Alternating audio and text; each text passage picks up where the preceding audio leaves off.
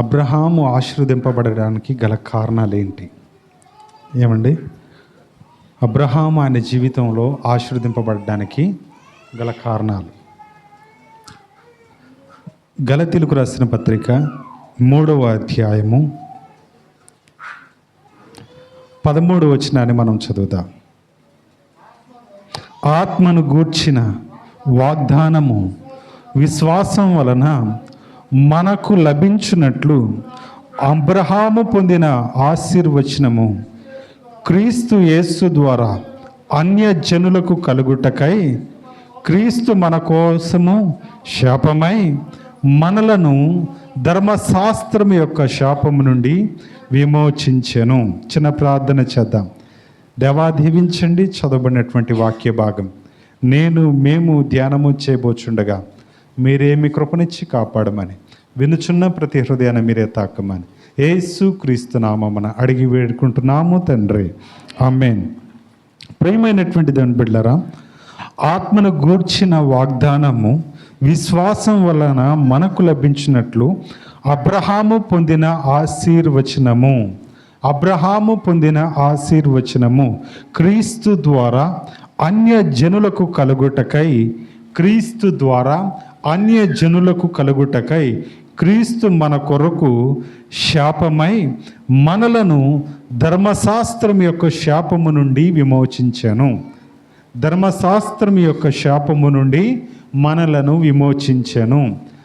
యేసుక్రీస్తు మనందరి శాపముల నుండి ఆయన మనలను ధర్మశాస్త్ర పరంగా విమోచించినటువంటి దేవుడు. ఎట్లా విమోచించగలిగిండు అని అంటే, అబ్రహాము పొందిన ఆశీర్వచనము క్రీస్తు ద్వారా అన్య జనులకు కలుగుటకై. అబ్రహాము ఏ ఆశీర్వాదం అయితే పొందాడో అన్య జనులకు కూడా అదే కలగాలని ధర్మశాస్త్ర సంబంధమైనటువంటి శాపము నుండి, పాపము నుండి మనల్ని విడిపించడానికి యేసుక్రీస్తు ప్రభువారు ఈ లోకానికి వచ్చారు అని తెలియపరచబడుతుంది. ప్రియమైనటువంటి దేవుని బిడ్డారా, అబ్రహాము పొందిన ఆశీర్వచనం ఏంటిది? అబ్రహాం ఎట్లా ఆశీర్వదింపబడ్డాడు అనేదే ఈరోజు మనం నేర్చుకుంటున్నటువంటి వాక్య భాగము. ప్రియమైనటువంటి దేవుని బిడ్డారా, అబ్రహాము యేసుక్రీస్తు దర్శించక ముందు, ప్రభువు ఆయనతో మాట్లాడక ముందు ఆయన బొమ్మల అమ్ముకుని వ్యాపారాన్ని చేస్తూ గొప్ప ధనవంతమైనటువంటి జీవితాన్ని జీవించేటటువంటి వారు. ప్రియమైనటువంటి దేవుని బిడ్డారా, అంతకుముందు ఆయన దేవుణ్ణి ఎరిగినటువంటి విధంగా ఆయన లేరు. కానీ ఎప్పుడైతే యేసు ప్రభువారు అంటే దేవుడు ఆయనకు ప్రత్యక్షమవుతారో, దేవుడు ఆయనతో మాట్లాడతాడో, ఆ క్షణం నుంచి ఆయనను నమ్మి విశ్వసించి ఆయనను అనుసరించడానికి అప్పటికప్పుడే ఆయన తీర్మానించుకున్నటువంటి గొప్ప వ్యక్తి. దేవునికి స్తోత్రం. ఆయన ఎవరు, ఎక్కడుంటాడు, ఎప్పటి నుంచి ఉంటాడు, ఎలాంటి దేవుడు అని ఈ సందేహమేమీ లేదు. ఏమండి, ఈ డౌట్లేమీ ఆయనకు రాలేదు. కానీ నేను ఫలానా దేవుడను, యెహోవాను, నీవు నన్ను వెంబడిస్తే నేను నిన్ను ఆశీర్వదిస్తా, నేను నిన్ను గొప్ప జనాంగంగా చేస్తా అని చెప్పి ప్రభు స్వరం ఎప్పుడైతే అబ్రహామును దర్శించిందో ఆ క్షణమే ఆయనను వెంబడించడానికి, ఆయనతో నడవడానికి ఇష్టపడ్డాడు అబ్రహాం. ప్రియమైనటువంటి దేవుని బిడ్డారా, ఒక కనబడని శక్తి, ఒక కనబడనటువంటి రూపం మనతో మాట్లాడుతుందంటే ఫస్ట్ ఏ అనుభవం లేని వాళ్ళకైతే భయం వస్తుంది. బహుశా అబ్రహాం కూడా భయపడి ఉంటారు. ఏమండి, భయపడి నువ్వు భయపడకు, ధైర్యంగానే ఉండు, కానీ నేను నిన్ను ఇంత గొప్ప దీవెనతో నిన్ను ఆశీర్వదిస్తా అని ప్రభువారు ఆ స్వరంతో ఆయనతో మాట్లాడినప్పుడు, ప్రియమైనటువంటి వారలారా, ఆ క్షణమే ఆయనను వెంబడించడానికి ఇష్టపడ్డాడు. దేవునికి స్తోత్రం. ఈరోజు ఇన్ని స్వరాలు, ఇన్ని వాక్యాలు మనకు వినబడుతున్నా, ఇన్ని మంచి మాటలు పరిశుద్ధ గ్రంథంలో నుంచి మనకు తెలియపరచబడుతున్నా, మన స్థితి మారట్లేదు. మనము ఇంకా కూడా ఆయన వెంబడించలేకుండే స్థితి కలిగి ఉన్నామనంటే దానికి కారణం, ప్రియమైనటువంటి దేవుని బిడ్డలారా, ఆయన స్వరాన్ని మనము విశ్వసించటం లేదు, ఆయన స్వరాన్ని మనము గమనించటం లేదు, ఆయన స్వరాన్ని మనము నిర్లక్ష్యం చేస్తున్నటువంటి పరిస్థితి, ఆయన పిలుపును, ఆయన వాక్యమును మనము పెడచెవిన పెడుతున్నటువంటి పరిస్థితి. దయచేసి ప్రియమైనటువంటి దేవుని బిడ్డలారా, ఒకసారి చూద్దాం అబ్రహాముని ఏ రీతిగా పిలిచారో ప్రభువారు. ఆదికాండము 12వ అధ్యాయము ఆదికాండము 12వ అధ్యాయము మొదటి నుంచి చదువుతారా? యెహోవా లేచి నీవు లేచి నీ దేశము నుండి నీ బంధువుల యొద్ద నుండి నీ తండ్రి ఇంట నుండి బయలుదేరి నేను నీకు చూపించు దేశమునకు వెళ్ళుము. నిన్ను గొప్ప జనముగా చేసి నిన్ను ఆశీర్వదించి నీ నామమును గొప్ప చేయుదును. నీవు ఆశీర్వాదముగా నుందువు. నిన్ను ఆశీర్వదించు వారిని ఆశీర్వదించెదను, నిన్ను దూషించు వారిని శపించెదను. భూమి యొక్క సమస్త వంశములు నీ యందు ఆశీర్వదించబడునని అబ్రహాముతో యెహోవా అతని చెప్పిన ప్రకారము అబ్రహాము వెళ్ళెను. దేవునికి స్తోత్రం, దేవునికి స్తోత్రం. ప్రియమైనటువంటి దేవుని బిడ్డలారా, దేవుని వాక్కు అబ్రహాముతో మాట్లాడినప్పుడు, దేవుని వాక్కు అబ్రహాముకి ప్రత్యక్షమైనప్పుడు ఆయన తడువు చేయకుండా బయలుదేరి వెళ్ళిపోయాడు. దేవునికి స్తోత్రం. ప్రియమైనటువంటి దేవుని బిడ్డలారా, మొదటిసారి ప్రభువారు మాట్లాడి అబ్రహాముతో 5 మాటలు చెప్పారు. ఏంటి అండి? 5 మాటలు. నీవు లేచి నీ బంధువుల యొద్ద నుండి, నీ తండ్రి ఇంట నుండి, నీ దేశం నుండి బయలుదేరు. అది నెంబర్ 1. నెంబర్ 2, నేను చూపించే దేశానికి నువ్వు రా. ఏంటిదండి? నేను చూపించే దేశానికి నువ్వు రా.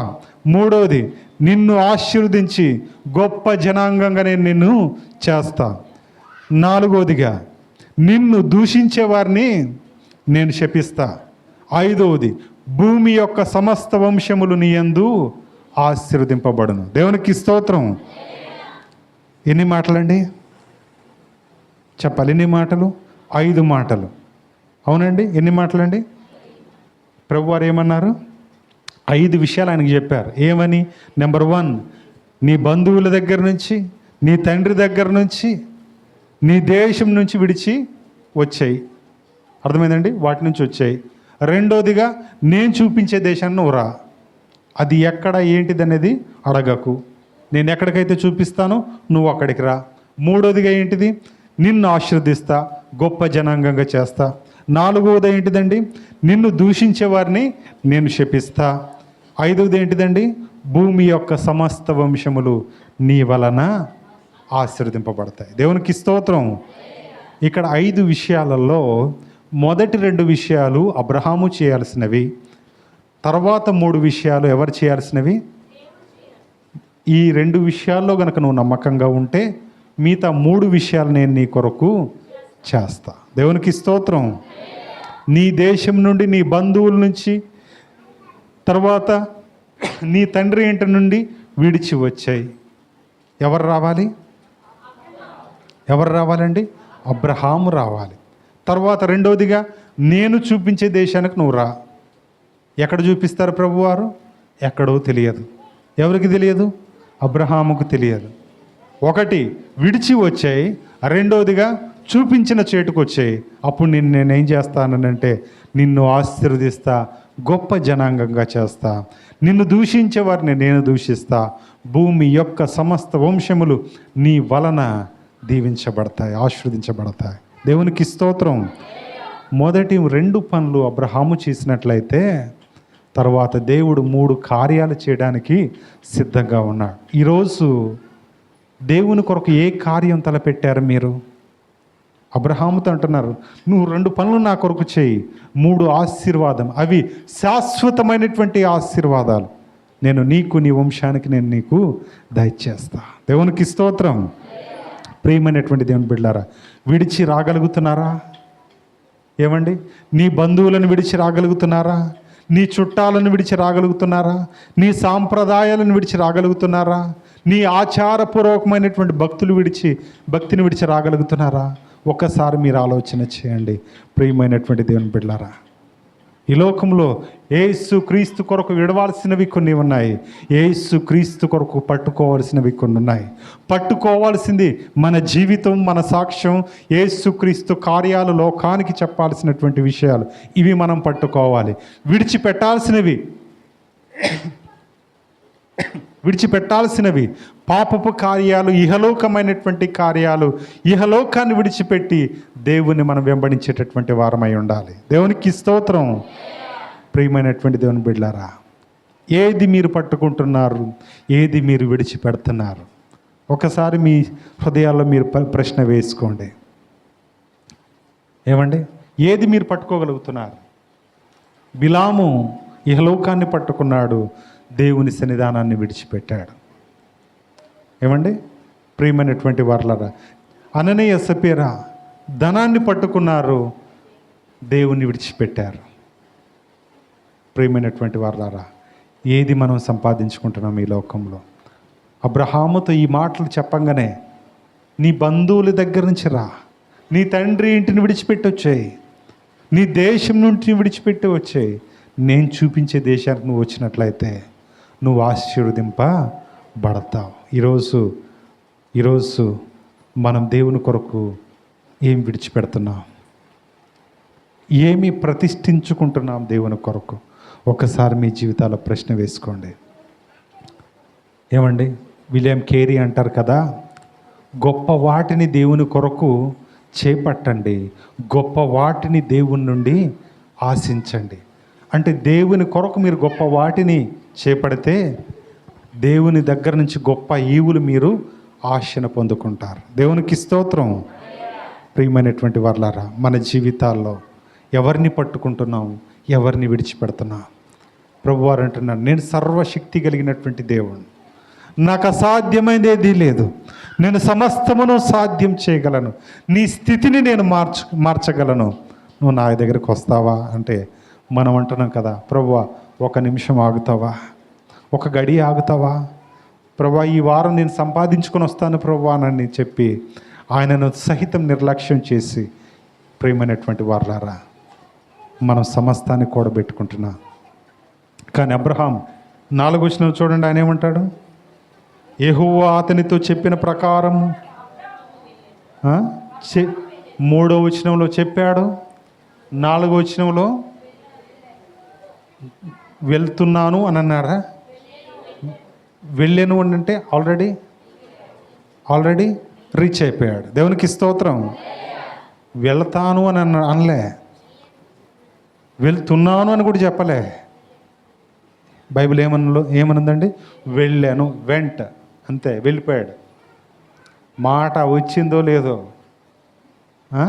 ఎక్కడ చూపిస్తే, ప్రభు ఆయనను ఎక్కడికి ప్రేరేపిస్తే అక్కడికి వెళ్ళిపోయాడు.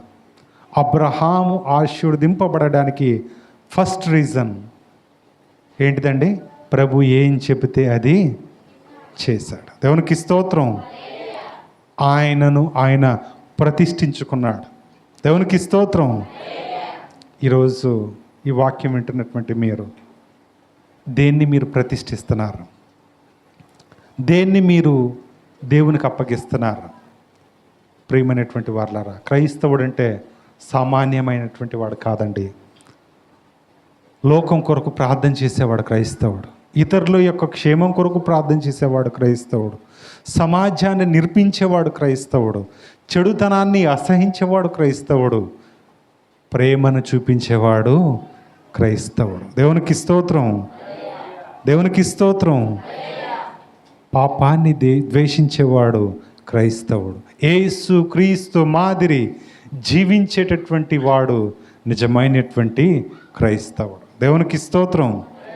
ప్రియమైనటువంటి వారలారా, ఎవరిని మీరు అనుసరిస్తున్నారు? ఇందాక చదవబడినటువంటి వాక్య భాగంలో మనము దేవుని ఆలయమై ఉన్నాం. మనము దేవుని ఆలయమై ఉన్నాం. దేవుని ఆలయం ఎక్కడుండాలి? దేవుని దగ్గర ఉండాలి. ఆ ఆలయంలో ఎవరు ఉండాలి? దేవుడే ఉండాలి. దేవునికి స్తోత్రం. అర్థమైందండి? దేవుని ఆలయంలో ఎవరు ఉండాలండి? దేవుడే ఉండాలి. దెయ్యం ఉండడానికి వీలు లేదు. దెయ్యం ఉండడానికి వీలు లేదు. మనం పోరాడేది ఇహలోక సంబంధమైనటువంటి మనుషులతో కాదండి, కనబడనటువంటి అంధకార శక్తులతోనూ, చెడుతనముతోనూ, చెడ్డ వ్యసనాల చేత ఎవరైతే బాధపడుతున్నారో అట్టి వారి విమోచనకై మనమందరము ప్రయాసపడాల్సినటువంటి వారమై ఉన్నాం. దేవునికి స్తోత్రం. రీసెంట్గా అన్నగారు ఫోటోలు పెడితే చాలా బాధ అనిపించింది, చాలా సంతోషం అనిపించింది. ప్రతి పేషెంట్ దగ్గరికి వెళ్ళి మోకరించి ప్రార్థన చేస్తుంటే ఎంత భాగ్యం అండి అది. ఏమండి, హాస్పిటల్లో ఉన్నటువంటి ప్రతి ఒక్కరిని దీవించని ఇంట్లో ఉండి చిన్న ప్రార్థన చేస్తాం. బెటర్ మీకు ఎవరైనా మీ గ్రామాల్లో బలహీనంగా ఉంటే, ఎవరైనా మీ గ్రామాల్లో అనారోగ్యం పాలై మంచాన పడి ఉంటే, వెళ్ళేటప్పుడు 2 పండ్లు తీసుకొని వెళ్ళండి, 2 మంచి చెట్లు మాట్లాడండి, ఆయనకి ఇష్టమైతే ప్రార్థన చేసి అక్కడి నుంచి రండి. దేవునికి స్తోత్రం. మాకు కూడా హాస్పిటల్ కావాలని కోరుకోకండి. ఇక్కడ హాస్పిటల్కి వెళ్ళి వచ్చినటువంటి బిడ్డలు మీ చుట్టుపక్కల ఎవరో ఒక్కొక్కరు ఉంటారు. వారి కొరకు మీరు ఏం చేయండి చెప్పాలి. మీ గ్రామంలో ఉండేటటువంటి ప్రతి ఒక్కరు కొరకు మీరు ఏం చేయాల్సినటువంటి వారై ఉన్నారు, ప్రార్థన చేయవలసినటువంటి వారై ఉన్నారు. దేవునికి స్తోత్రం, దేవునికి స్తోత్రం. ప్రియమైనటువంటి దేవుని బిడ్డలారా, అబ్రహాము ఆశీర్వదింపబడ్డానికి ఆయన తండ్రిని విడిచిపెట్టాడు, ఆయన బంధువులను విడిచిపెట్టాడు, ఆయన దేశాన్ని విడిచిపెట్టాడు, ప్రభు చూపించే దేశానికి వెళ్ళిపోయాడు. ఈరోజు ప్రభు చూపించే దేశం పరలోక దేశం. దేవునికి స్తోత్రం. ప్రభుని చూపించేటటువంటి దేశం శాంతికరమైనటువంటి దేశం. అక్కడ ధనాపేక్ష కానీ, కుట్రలు కానీ, కుతంత్రాలు కానీ, చెడ్డ మనస్సు కానీ, అసూయలు కానీ, ద్వేషం కానీ, కాముకత్వం కానీ ఏవి కూడా ఆ దేశంలో లేవు. శాంతి, సంతోషం, సమాధానంతో వర్ధిల్లే దేశం. ఈరోజు ఆ దేశ నివాసులు మనమందరం ఈ లోకంలో నివసిస్తున్నాం. దేవునికి స్తోత్రం. సంఘములో ఇవి ఉండాలి. అర్థమవుతుందండి. నాసాకి వెళ్ళేటప్పుడు, నాసా అంటే తెలుసా? నాసా అంటే అంతరిక్ష పరిశోధన కేంద్రం. అక్కడ ఒక రూమ్ ఉంటుందటండి, ఒక ప్రత్యేకమైనటువంటి వాతావరణం, గ్రావిటీ. చంద్రమండలానికి వెళ్తే ఎట్లుంటుందో ఆ వాతావరణాన్ని అక్కడే కల్పించి ఏమేం చేయాలి, ఎట్లెట్లా చేయాలనేది నేర్పిస్తూ ఉంటారు. సో అలాంటి పరిస్థితి అక్కడ ట్రైనింగ్లు ఇస్తూ ఉంటారు. వాళ్ళు చంద్రుడి దగ్గరికి వెళ్ళిన తర్వాత కూడా వాళ్ళ పనులు వాళ్ళు సజావుగా దేనికి కూడా భయపడకుండా ఉండడానికి ఆ చంద్రుని దగ్గరికి వెళ్ళకముందే ఇక్కడే వాళ్ళకి ఏం చేస్తారు, ట్రైనింగ్ ఇస్తారు. ఆ బట్టలు వేసి, ఆ దుస్తులు వేసి. ఇంకా కూడా మన భారతీయ సంతతికి చెందిన సునీత విలియమ్స్ అనుకుంటా అంతరిక్షంలోనే ఉండిపోయారు, ఇంకా రాలేదు. వారు రాక్ కోసం ఎదురు చూస్తూ ఉన్నారు. ప్రియమైనటువంటి దేవుని బిడ్డలారా, దానికి సంబంధించినటువంటి ట్రైనింగ్ అంతా ఇక్కడే ఆ నాసా శిక్షణ కేంద్రం, అంతరిక్ష పరిశోధన కేంద్రంలో అన్నీ జరిగిపోతాయి. ఎందుకు అని అంటే ఆ వాతావరణాన్ని వాళ్ళు తట్టుకోగలుగుతున్నారా లేదా, వాళ్ళ స్థితి ఏంటిది, వాళ్ళ ఆరోగ్య పరిస్థితులు ఎట్లున్నాయి, వాళ్ళు దానికి ఫిట్టా అన్ఫిట్టా అనేది ఇక్కడ ఉండేటటువంటి పరీక్షల్లోనే తేలిపోతాయి. ఎవరైనా ఒక్కొక్కవేళ బలహీనంగా ఉంటే వాళ్ళని పంపియరు, వాళ్ళని ఏం చేస్తారు, ఆపేస్తారు. దేవునికి స్తోత్రం, దేవునికి స్తోత్రం. అలాగే పరలోకానికి మనం వారసులుగా అవ్వాలంటే ఈ లోకంలో దాని వాతావరణాన్ని మనం అనుభవించాలి. ఈ లోకంలో దాని ట్రైనింగ్ మనం తీసుకోవాలి. ఎక్కడ అని అంటే సంఘములో. దేవునికి స్తోత్రం. ఇక్కడే ప్రేమను చూపించాలి, ఇక్కడే ప్రేమను కనపరచాలి, సమాధానాన్ని ఇక్కడే చూపించాలి, ఐక్యతను ఇక్కడే చూపించాలి, ప్రతిష్ఠించడం ఇక్కడే చూపించాలి, అర్పణివ్వటం ఇక్కడే మనం చూపించాలి, మనల్ని మనం తగ్గించుకోవడం ఇక్కడే చూపించాలి, క్రోధాన్ని విడిచిపెట్టాలి, పాపాన్ని విడిచిపెట్టాలి, పరిశుద్ధతను మనము పట్టుకోవాలి. దేవునికి స్తోత్రం. అబ్రహాంలో ఇవన్నీ ఉన్నాయి కాబట్టి ఆయన వెళ్ళిపోయాడు. దేవునికి స్తోత్రం. ప్రియమైనటువంటి దేవుని బిడ్డలారా, నీ విశ్వాస జీవితంలో ఏం విడిచిపెడుతున్నారు? నీ విశ్వాస జీవితంలో ఏమి వదులుకుంటున్నారు? పాపాన్ని విడిచిపెడుతున్నారా? ఏవండి, విశ్వాసాన్ని మీరు పట్టుకోగలుగుతున్నారా? విశ్వాసాన్ని కనుక మనం పట్టుకున్నట్లయితే మనము పరలోక సంబంధులం. దేవునికి స్తోత్రం. ఒకవేళ విశ్వాసాన్ని మనం పట్టుకోలేదనుకోండి, మనం పరలోకానికి అన్ఫిట్. దేనికండి? పరలోకానికి మనము అర్హులము కాదు. పరలోకానికి మనం అర్హులము కానేరం. ఎందుకంటే ఒక ఆయన ఇట్లనే లోకంలో 2 రకాలైనటువంటి జీవితాలు జీవించాడటండి. అంటే ఈ లోకంలో అన్ని చెడు అలవాట్లు ఉన్నాయి, దేవుని దగ్గర కూడా వచ్చేటోడు. మీరన్న అప్పుడప్పుడు వస్తున్నారు కానీ ఆయన మాత్రం రెగ్యులర్గా వచ్చేటోడట. ప్రతి ఆదివారం ప్రతి ఆదివారం వచ్చేటోడు, మిగతా 6 రోజులు ఆయన జీవితం ఇష్టం వచ్చినట్టు తాగేటోడు, తిరిగేటోడుతో తిరిగేడు, అన్ని చెడ్డ అలవాట్లు, అన్ని దుర్వ్యసనాలు ఆయనకు ఉన్నాయి. ఒకానొక రోజు ఆయన చనిపోయాడు. చనిపోయిన తర్వాత 2 రకాలైనటువంటి దేవదూతలు ఆయన దగ్గరికి వచ్చారు. ఒకటి పరలోక సంబంధమైనటువంటి దేవదూతలు వచ్చినాయి. 2 చెప్పాలి ఎవరు, సాతాను సంబంధమైనటువంటి దేవదూతలు కూడా వచ్చినాయి. నల్లవైపు వాళ్ళంతా, నల్లగా ఉన్న దేవదూతలు అంత ఇటుపక్క నిలబడ్డారు, తెల్లగుండే దేవదూతలు అంత ఇటుపక్క నిలబడ్డారట. ఈయన ఆత్మ పక్కన. ఎవరు మీరు అని అడిగితే వాళ్ళు 2 చెప్తున్నారట, దేవుని దూతలు, మేము దేవుని దగ్గర నుంచి వచ్చాం. ఓహో మీరా, ఓకే, మరి మీరెవరు అని అంటే, మేము దురాత్మ దగ్గర నుంచి, దెయ్యం దగ్గర నుంచి వచ్చాము. నేను మీతో రానని చెప్పిండట. ఏం చెప్పిండు? నేను మీతో రాను, నేను వెళ్తానని అంటే, అరే నువ్వు మావాడివిరా, నువ్వు ఎవరివి, మాకు సంబంధించిన వాళ్ళతో వెళ్తావేంటి అంటున్నట్టు ఏమిటి అంటే, లేదు నేను వెళ్తూనే పోతా అని చెప్పి మీరు నన్ను తీసుకెళ్ళండి అని అంటే, ఆయన ఆత్మను పట్టుకున్నాయట, దేవదూతలు తీసుకుని పోతూనే ఉన్నాయి. వెళ్తూ ఉంటే యేసుక్రీస్తు ప్రభు వారి యొక్క తేజస్సును, ఆయన వెలుగును ఎప్పుడైతే ఆయనకు చూడటం మొదలుపెట్టాడో, ఆయన దృష్టి కానీ ఆయన ఆత్మీయ స్థితి కానీ సరిపోవట్లేదు. ఏమండి, ఆయన ఆత్మీయ స్థితి కానీ సరిపోవట్లేదు. ఆయన ఆత్మీయ స్థితి సరిపోక నన్ను విడిచిపెట్ట, నేను ఆ వెలుగును చూడలేకపోతున్నాను. అది పెద్ద వెలుగేం కాదే అంటున్నాయట దేవదూతలు. ఎందుకంటే ఆల్రెడీ దేవునితో ఉన్నాయి కాబట్టి దేవదూతలు, వాటికి పెద్దగా ఇబ్బంది లేదు. కానీ ఈయనకి మాత్రం చాలా ఇబ్బంది పడుతున్నాడు. అబ్బా నాకేమన్నా 90 ఇవ్వండి, నేను కళ్ళు మూసుకొని వచ్చేస్తా. కొంచెం 1 క్వార్టర్ అని ఇవ్వండి, నేను తాగి వస్తా. లేదా వీలైతే 1 ఫుల్ అని ఇవ్వండి అని చెప్తున్నాడట. అవేవి కూడా ఇక్కడ ఈ మార్గంలో అయితే దొరకవు అని చెప్పి దేవదూతలు చెప్పినాయి. నన్ను ఆపండి వదిలేయండి అని అంటే దేవదూతలు కాసేపు వదిలేసినాయి. ఏంటి అని అంటే అప్పుడు చెప్తున్నాడట, అవన్నీ దొరికే చోటు ఎక్కడ అని అంటే, అదిగో అటువైపునున్నాయి, నువ్వు తిరిగి వెళ్తే అవన్నీ దొరుకుతాయి. మేము గనక ఇక్కడ వదిలేసినాం, నువ్వు అటు వెళ్తావా ఇటు వస్తావా డిసైడ్ చేసుకో అని అంటే, 1 సెకండ్ 1 నిమిషం అటు నిలబడి ఆ వెలుక్కిలు చూశాడు. తట్టుకునే శక్తి ఆయనకు లేదు. ఇటువైపు చూశాడు, అంత విశాలంగా అంధకారంగా కనపడింది. నేను ఇటే వెళ్తానని చెప్పి పారిపోయి వచ్చేసాడు. ఆ తర్వాత అన్నీ దొరికినాయి. ఆ తర్వాత ఆయనకు తెలియకుండానే ఆయన నరకంలో పడిపోయాడు. ప్రియమైనటువంటి దేవుని బిడ్డలారా, ఈరోజు వేదనకరమైనటువంటి స్థితిలో నువ్వు ఉండకూడదనే ప్రభువారు నీకు ఒక ఆయుధం ఇచ్చారు, అదే విశ్వాసం. దేవునికి స్తోత్రం. విశ్వాసం అనేటటువంటి కవచం బట్టలు గనక నువ్వు వేసుకుంటే, విశ్వాసం అనేటటువంటి డాలు గనక నువ్వు వేసుకుంటే, విశ్వాసం అనే ప్రొటెక్షన్ గనక నువ్వు వేసుకుంటే, సకల దురాత్మల నుంచి, సకల దుష్టత్వం నుంచి, సకలమైనటువంటి సాతాను చెడ్డ క్రియల నుంచి నీవు రక్షించుకోగలుగుతావు. దేవునికి స్తోత్రం. ప్రియమైనటువంటి దేవుని బిడ్డలారా, అందుకనే అబ్రహాము విశ్వాసులకు తండ్రి. ఆయన ఎవరండి?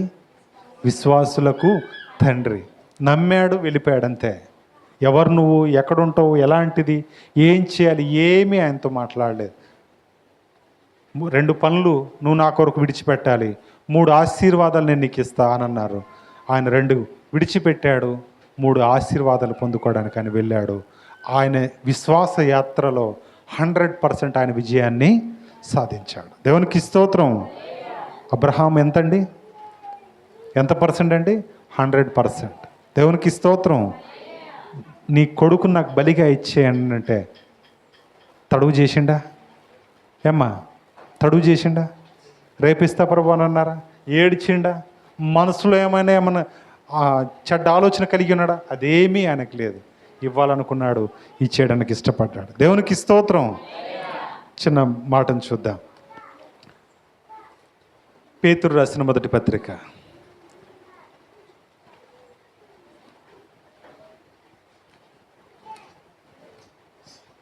పేతురు రాసిన మొదటి పత్రిక 2వ అధ్యాయం 24వ వచనాన్ని చదువుదాం. పేతురు రాసిన 2వ అధ్యాయం 24వ వచనం. మనము పాపముల విషయమై చనిపోయి నీతి విషయమై జీవించినట్లు ఆయన తానే తన శరీరమందు మన పాపములను మ్రాను మీద మోసుకునేను. ఆయన పొందిన గాయముల చేత మీరు స్వస్థత నొందితిరి. దేవునికి స్తోత్రం. మన పాపముల విషయమై చనిపోయి నీతి విషయమై జీవించున్నట్లు అబ్రహాము దేవుని నమ్మాను, అది ఆయనకి ఏమనిపించింది? నీతిగా అనిపించింది. ఈరోజు నువ్వు చేసే భక్తి నీకేమనిపించాలి? నీతి అని అనిపించాలి. దేవునికి స్తోత్రం. నీత అవినీత నీకెవరు చెప్తారు అని అంటే వాక్యమే చెప్తుంది నువ్వు ఎట్లా ఉన్నావు అనేది. అర్థమవుతుందండి? కాబట్టి మన పాపముల విషయమై ఆయన చనిపోయి నీతి విషయమై మనల్ని జీవింపచేయనట్లు ఆయన తానే తన శరీరమందు మన పాపములను మ్రాను మీద మోసుకొనెను. ఆయన పొందిన గాయముల చేత మనకేం కలిగిందండి? ఆయన పొందిన గాయముల చేతే మనకు స్వస్థత కలిగింది. అర్థమైందండి? స్వస్థత మీకు ఎప్పుడు కలుగుద్ది? ఎవరో అయ్యగారి దగ్గరికి వెళ్ళి ప్రార్థన చేసుకుంటే కాదు. ఏమండి? బాగా గుర్తుపెట్టుకోండి. వాక్యం ఏమంటుందంటే, నీవెప్పుడైతే విశ్వసిస్తావో, నీవెప్పుడైతే నీతిగా నువ్వు ఉంటావో, అప్పుడే ఏం చేస్తారటండి? అప్పుడే ఆయన పొందిన గాయముల ద్వారా నీకేం కలుగుద్ది? స్వస్థత కలుగుద్ది. నీ మనసు మారందే నీకు స్వస్థత కలగదు. దాని అర్థం, నీ హృదయం మారందే నీకు స్వస్థత కలగదు. ఎవరి దగ్గరికి వెళ్ళి ప్రార్థన చేయించుకున్నా కానీ, ఎవరి దగ్గరికి వెళ్ళి నువ్వు ఏం చేసుకున్నా కానీ, నీకు స్వస్థత కావాలి, నీ జీవితంలో కార్యం కావాలి అని అంటే నువ్వు విశ్వాసివై ఉండాలి. నీ విశ్వాసివై ఉండడమే మాత్రం కాకుండా నీతి విషయంలో నీవు నీతిగా ఎంచబడాలి. దేవునికి స్తోత్రం. అర్థమవుతుందండి? అక్కడికి వెళ్తే జరుగుతాయి, ఇక్కడికి వస్తే జరుగుతాయి. ఎక్కడికి వెళ్ళినా ఇదే నామమున ప్రార్థన చేస్తారండి. వేరే ఏ నామములో కూడా ఏ కార్యం జరగదు. ఏ నామములో జరిగినా అది యేసు నామములోనే. ఎవరు చేసినా, ఎవరైనా వేరే నామములో ప్రార్థన చేస్తే కనుక అది దేవుని నామము కాదు. ఆ నామములో కార్యాలు జరిగిన అవి నీతి విషయమై, విశ్వాస విషయమై, పరిశుద్ధ విషయమై అవి నీతిగా ఎంచబడనటువంటివి. దేవునికి స్తోత్రం. మీ జీవితంలో కార్యాలు కావాలా? పరిగెట్టకండి. మీరున్న చోటునే నిన్ను నువ్వు పరీక్షించుకో. నీతి విషయంలో అబ్రహామును చూసుకో. దేవునికి ఎట్లా ఉన్నావో ఒకసారి పరీక్ష చేసుకొని క్షమాపణ పొందుకో. తద్వారా దేవుడు చేయాల్సినటువంటి కార్యం ఆయన చేస్తాడు. దేవునికి స్తోత్రం. చాలాసార్లు మీకు ప్రార్థన చేసేటప్పుడు క్షమించండి అనే ఫస్ట్ పదం వాడి ఆ తర్వాత మీ కొరకు నేను ప్రార్థన చేస్తాను. ఎందుకు క్షమించమని కోరుకుంటామో తెలుసా? మనం ఎవరం కూడా నీతిమంతులం కాం.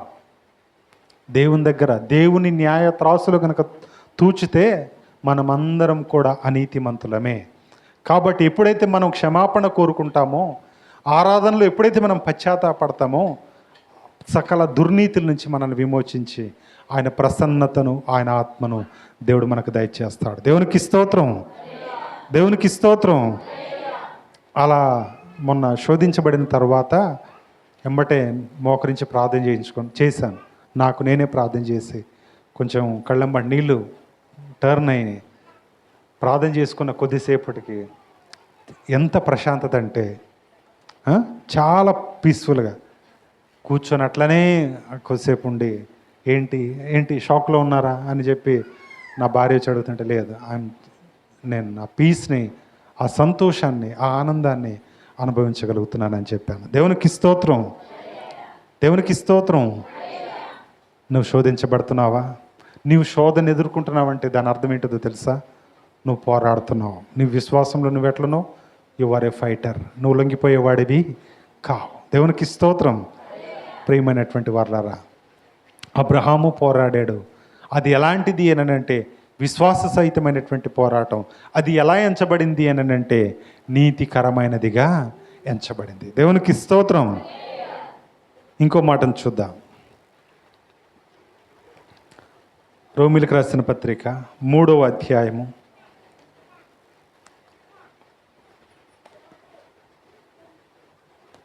రోమిలికి రాసిన పత్రిక 3వ అధ్యాయము 24-25 వచనాలు.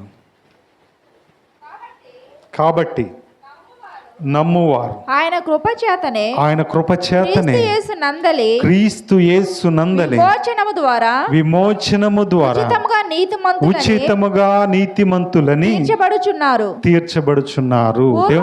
దేవునికి స్తోత్రం. నమ్మువారు, కాబట్టి నమ్మువారు ఆయన కృపచేతనే.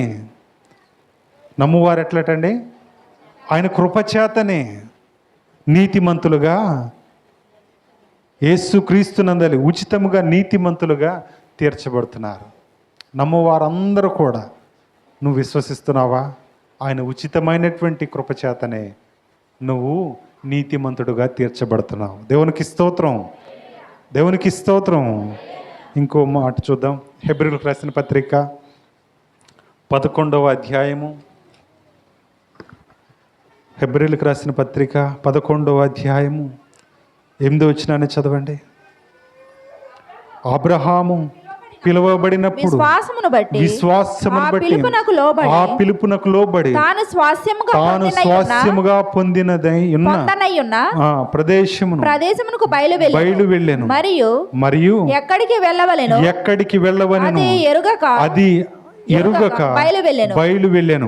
విశ్వాసమును బట్టి అతడును అతనితో ఆ వాగ్దానమునకు సమాన వారసులైన ఇస్సాకు యాకోబు అనువారును గుడారములో నివసించుచు అన్యుల దేశములలో ఉన్నట్టుగా వాగ్దాన దేశములో పరవాసులైరి. దేవునికి స్తోత్రం. ఎవరిని బట్టడండి? విశ్వాసమును బట్టి. దేవునికి స్తోత్రం. 11వ వచనం, విశ్వాసమును బట్టి శారాయు వాగ్దానము చేసిన వాడు నమ్మదగిన వాడని ఎంచుకొనెను గనక తాను వయస్సు గతించినదైనను గర్భము ధరించుటకు శక్తి పొందెను. దేవునికి స్తోత్రం. దేని వలన కలిగింది అని అంటే విశ్వాసం వలన. ఈరోజు నీ విశ్వాసం ఎలాంటిది? ఏమండి, నీ విశ్వాసం ఎలాంటిది? దేన్ని విడిచిపెట్టి నువ్వు విశ్వాసిగా ఉన్నావు? దేన్ని దగ్గర నుంచి వెళ్ళిపోయి నువ్వు విశ్వాసిగా ఉన్నావు?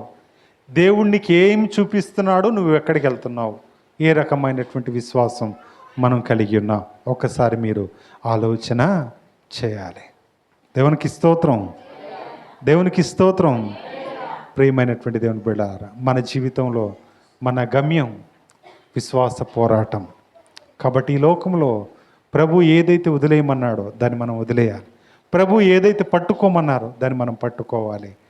ఈ లోకంలో మన తుది శ్వాస ఉన్నంత వరకు ఆయన కొరకు మనం నిలబడుతూ విశ్వాస యాత్రను కొనసాగించవలసినటువంటి వారమై ఉన్నాం. దేవునికి స్తోత్రం, దేవునికి స్తోత్రం.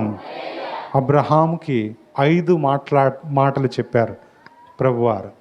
2 నువ్వు చేయాల్సినవి, అబ్రహాం నువ్వు చేయాల్సినవి.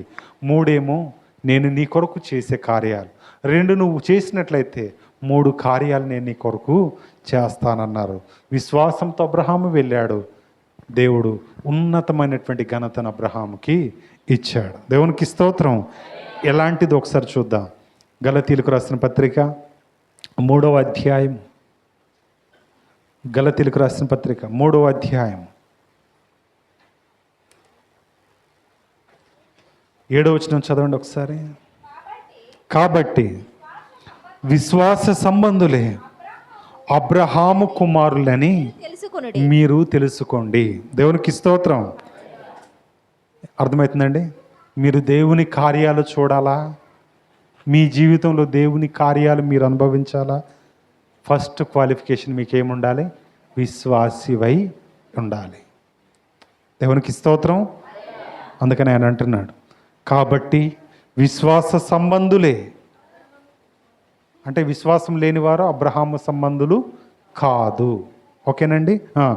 విశ్వాస సంబంధులే అబ్రహాము కుమారులని మీరు తెలుసుకోండి.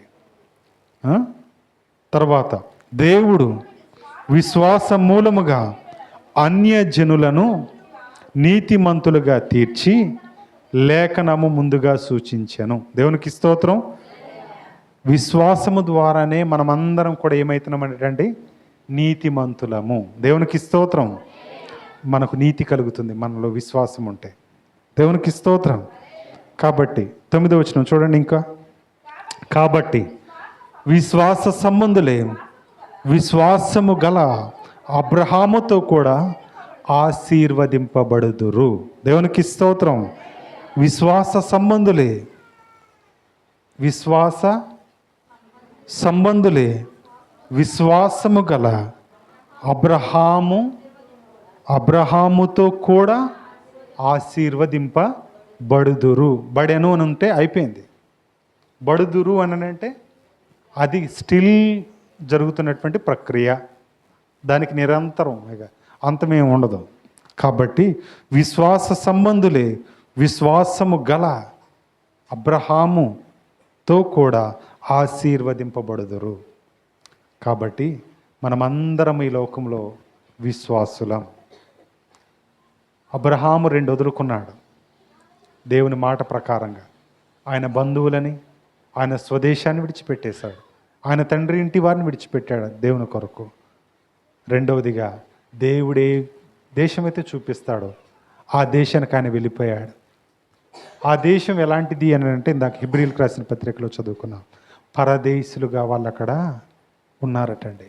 అన్యుల మధ్య వాళ్ళు నివసించారు. ఈరోజు మీ గ్రామంలో చాలామంది యేసు క్రీస్తుని ఎరగని వారు ఉన్నారు. మీరు పరదేశీ సంబంధులై ఉన్నారు. అంటే వాళ్ళేమో ఏసెవరో తెలియకున్నారు, నీకేమో ఏసెవరో తెలుసుకుని ఉన్నావు. నీ భక్తిని, నీ విశ్వాసమును, నీ నీతిని, నీ యథార్థతను వారికి చూపించుకోగలుగుతావా? నీ విశ్వాసంలో నువ్వు నిలబడగలుగుతావా? ప్రియమైనటువంటి వారలారా, ప్రియమైనటువంటి వారలా, ఒకవేళ నిలబడగలుగుతానంటే మనమందరం కలిసి ప్రార్థన చేద్దాం. ఒకసారి తలలు వంచండి, కళ్ళు మూసుకోండి. మన స్థితి పౌర సంబంధమైనది, పరలోక సంబంధమైనది. దయచేసి దేవా, నీ కొరకు నేను గొప్ప కార్యాలు చేపట్టాలనుకుంటున్నాను. నీ కొరకు నేను గొప్ప కార్యాలు చేయాలనుకుంటున్నాను. ఎందుకంటే నేను నిన్ను విశ్వసించాను ప్రభువా. అబ్రహాముతో మీరు అంటున్నారు ప్రభువా, నీ స్వజనులను, నీ దేశమును, నీ తండ్రి ఇంటిని విడిచిపెట్టి నేను చూపించే దేశానికి మీరు రండని ఆయనను పిలిచారు. ఆయన ఆ ప్రకారంగా వెళ్ళిపోయాడు. ఈరోజు నీవు చూపించేటటువంటి పరలోక దేశానికి, సంఘపు ప్రదేశానికి మేమందరము మా ఇంటిని, మా స్వదేశాన్ని, మా పనులను, మా పొలాలను, మా సమస్తమును విడిచిపెట్టి నిన్ను ప్రేమించి నీ దగ్గరకు వచ్చే భాగ్యాన్ని దయచేయండి. ఈ లోకంలో ఏవి కూడా మాతో రారు. మా కుటుంబం మాతో రాదు, మా స్వాస్యం మాతో రాదు. కానీ మీరు మాత్రం ఇహలోకంలో ఉంటారు మాతోటి, పరలోకంలో కూడా మీరు మాతో ఉంటారు ప్రభువా. ఈ విషయాన్ని గుర్తెరిగి మేము నీ కొరకు జీవించే గొప్ప భాగ్యాన్ని మాకందరికీ దయచేయమని వాక్యం విన్న ప్రతి ఒక్కరిని మీరే దీవించి ఆశ్రయించి కాపాడండి. యేసు క్రీస్తు నామమున అడిగి వేడుకుంటున్నాము తండ్రి. ఆమేన్, ఆమేన్.